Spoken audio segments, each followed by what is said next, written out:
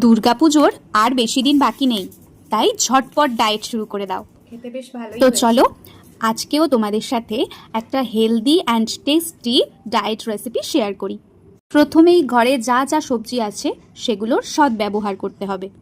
তো আমার ঘরে ছিল কুমড়ো, গাজর আর বিনস।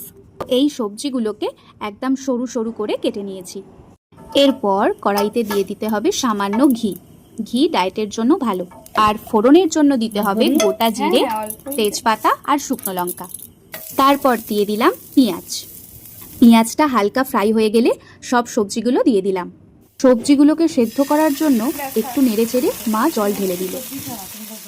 জিরের গুঁড়ো দিলাম, ধনে গুঁড়ো দিলাম, লঙ্কা গুঁড়ো দেবো। হ্যাঁ, একটু ঝাল ঝাল ভালো লাগবে। শুকনো লঙ্কা ফোড়নে দিয়েছি, তাছাড়া হলুদ দেবে, দাও হালকা। ঠিক আছে। রাজমার ছোলাটা দিচ্ছি। এগুলোকে সেদ্ধ করে রাখা ছিল। হ্যাঁ, হিমালয়ান পিঙ্ক সল্ট ইউজ করছি। কতটা দেব? জল দিয়েছি, ফুটছে। এবার ম্যাগি মশলাটা ছড়িয়ে দেবো। ম্যাগি মশালা। দি ডায়েট করি আর যাই করি, টেস্ট না হলে তো কোনো জিনিস খাওয়াই যায় না। তো একটু টেস্টি তো বানাতেই হবে। গরম গরম ওটসের খিচুড়ি রেডি।